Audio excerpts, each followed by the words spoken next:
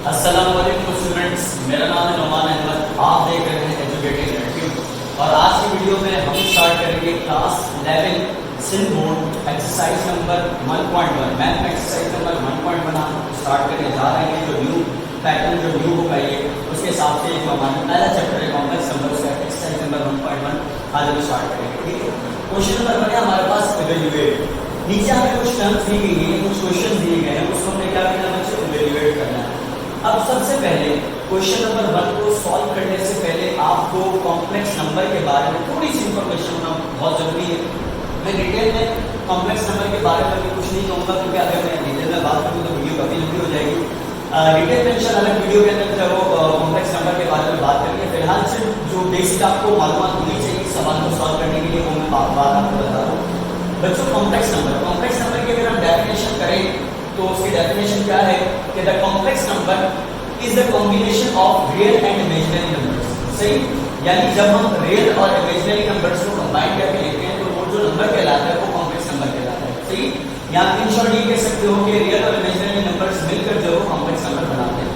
अब real numbers क्या है? रियल नंबर्स वो सारे नंबर्स हैं, वो तमाम नंबर्स हैं जो हम बचपन से लेकर अभी तक हम पढ़ते हुए आए हैं, चाहे वो पॉइंट्स में हो, चाहे वो स्क्वायर में हो, चाहे वो किसी भी फॉर्म में नंबर्स होते हैं, वो सारे के सारे नंबर जो रियल नंबर्स कहलाते हैं। ठीक है, जो नॉर्मली हम नंबर सभी तक पढ़ते रहे हैं। और इसी तरीके से इमेजिनरी नंबर्स किसे कहते हैं?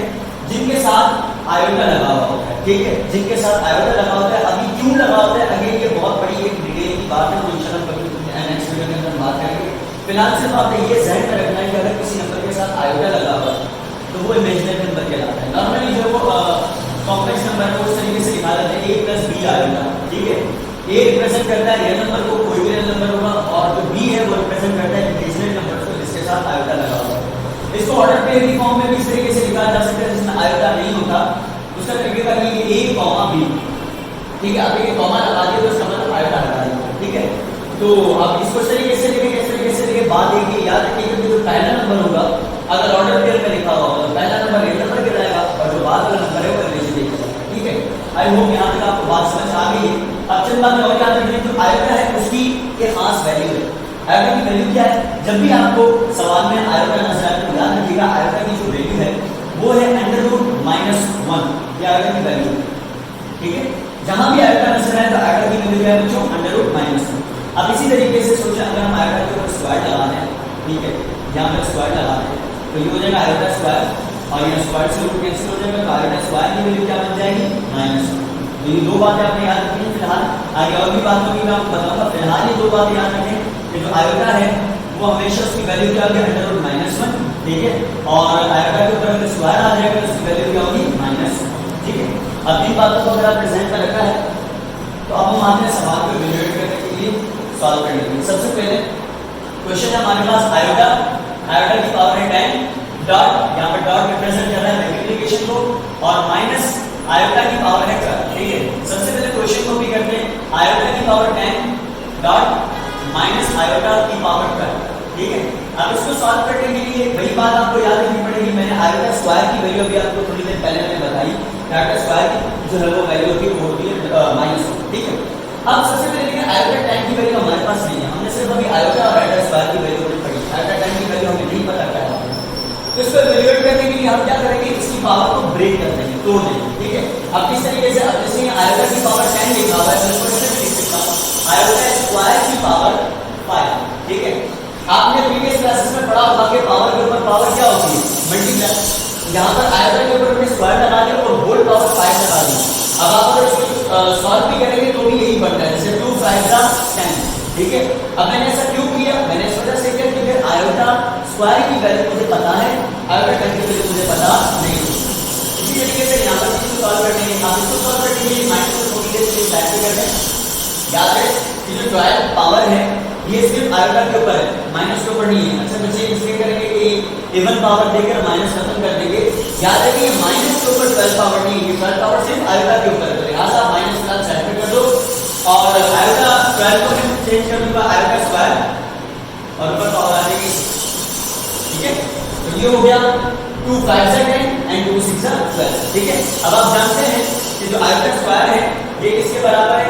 आयोटा स्क्वायर बराबर है -1। तो जहां पर भी आयोटा स्क्वायर है वहां पर -1 लगा देंगे, ये हो जाएगा -1 की पावर 5 डॉट माइनस और -1 की पावर 6।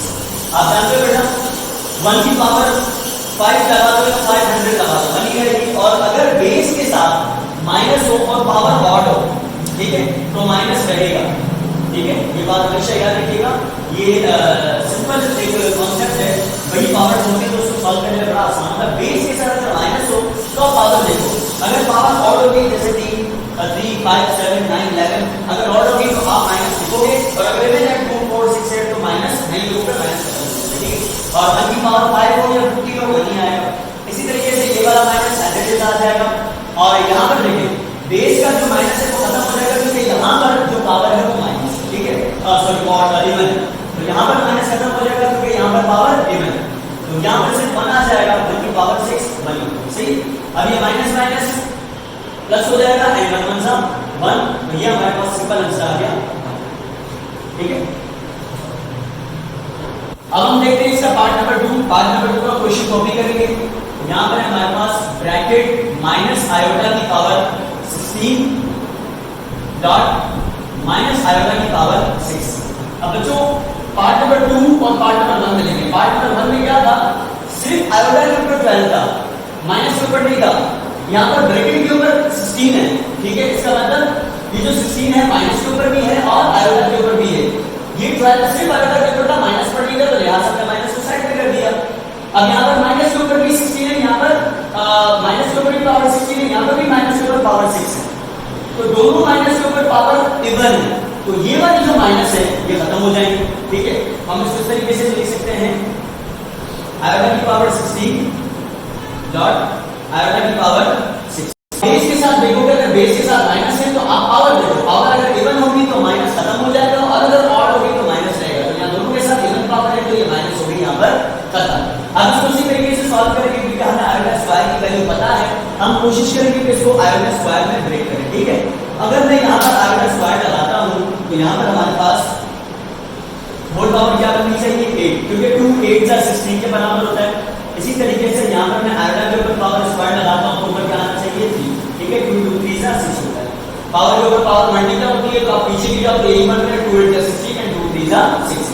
अगेन अब आयोटा स्क्वायर की जगह हम उसकी वैल्यू रखेंगे। आयोटा स्क्वायर की वैल्यू आप जानते हो, आयोटा स्क्वायर बराबर होता है -1, ठीक है।